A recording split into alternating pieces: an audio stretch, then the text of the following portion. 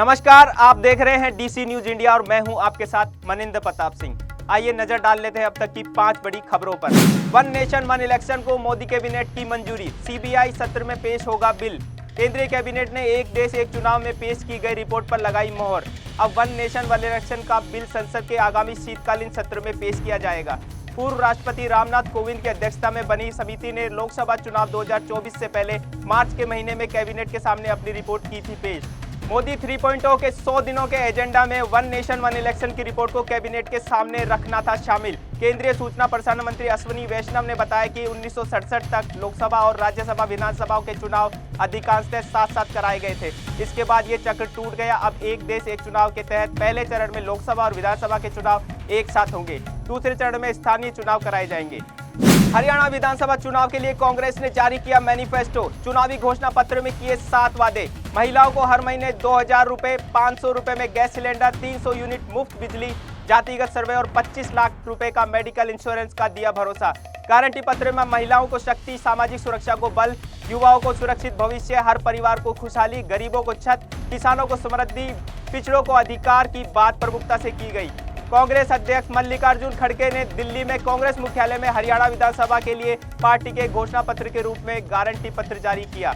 इस संकल्प में युवा, किसान, महिला व बुजुर्गों को साधते हुए पार्टी ने जन कल्याणकारी कामों को किया प्राथमिकता में शामिल। कांग्रेस ने 7 पक्के वादे किए। जम्मू कश्मीर विधानसभा चुनाव के पहले चरण में मतदान जारी। रामबन जिले के 365 मतदान केंद्रों पर वोटर्स अपने मताधिकार का कर रहे हैं प्रयोग। सभी प्रमुख राजनीतिक दल इस चुनाव को लेकर है उत्साहित। चुनाव प्रक्रिया के लिए कड़ी सुरक्षा व्यवस्था की गई ताकि शांतिपूर्ण और निष्पक्ष मतदान सुनिश्चित किया जा सके।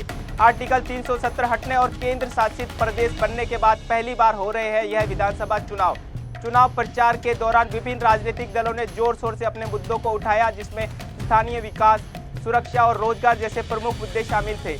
जम्मू कश्मीर केंद्र शासित प्रदेश के जम्मू संभाग के 3 जिलों और कश्मीर घाटी के 4 जिलों में पहले चरण के चुनाव में 24 विधानसभा सीटों पर 219 उम्मीदवार मैदान में हैं, जिसमें 90 निर्दलीय उम्मीदवार भी शामिल। कुल 23 लाख मतदाता अपने मताधिकार का कर रहे हैं प्रयोग। जनसुराज पार्टी के सूत्रधार प्रशांत किशोर ने एक और बड़ा ऐलान किया। यह जनसुराज संविधान से जुड़ा हुआ है। पीके ने ऐलान किया कि जनसुराज देश की पहली पार्टी होगी जो अपने संविधान में राइट टू रिकॉल यानी चुने हुए प्रतिनिधि को वापस बुलाने का प्रावधान जोड़ेगी। प्रशांत किशोर पार्टी के गठन से पहले अपनी पदयात्रा और विभिन्न बैठकों के माध्यम से जनता के सामने जनसुराज की रूपरेखा पर चर्चा कर रहे हैं। प्रशांत किशोर ने कहा, जो प्रतिनिधि जनसुराज से जीतता है लेकिन किसी कारणवश वह जनता की उम्मीदों पर खरा नहीं उतरता, तो जनता के पास ये विकल्प होगा कि जनता उसके खिलाफ अविश्वास प्रस्ताव पारित करे। इसके तहत अगर एक निश्चित प्रतिशत मतदाता अपने प्रतिनिधि के खिलाफ अविश्वास प्रस्ताव लाते हैं तो जनसुराज उस प्रतिनिधि को इस्तीफा देने पर मजबूर करेगा। 2 अक्टूबर को जनसुराज पार्टी की घोषणा होगी और इसे जनसुराज के प्रावधानों में जोड़ दिया जाएगा। हालांकि यह कानून देश में लागू नहीं है, लेकिन जनसुराज अपने सभी प्रतिनिधियों से इसे अनिवार्य रूप से लागू करेगा। इससे जनता के प्रतिनिधियों की जवाबदेही और अधिक सुनिश्चित की जा सकेगी।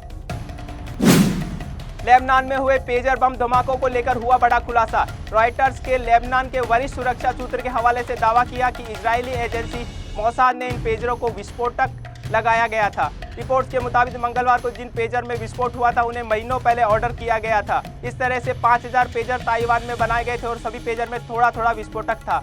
इस तरह के एक पेजर में 3 ग्राम विस्फोटक रखा गया था।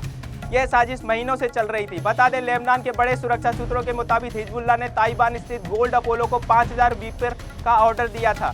ये 3 इंच का पेजर बम था। ऐसे में सवाल ये उठता है कि क्या इससे छोटा बम भी बनाया गया है।